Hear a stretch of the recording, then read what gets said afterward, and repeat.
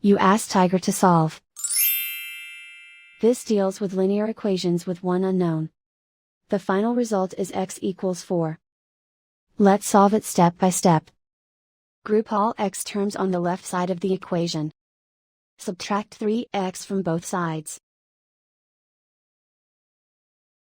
Group like terms. Simplify the arithmetic. Group like terms. Simplify the arithmetic. Group all constants on the right side of the equation.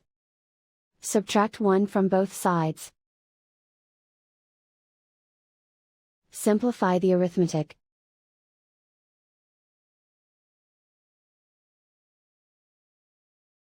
And so the final result is x equals 4.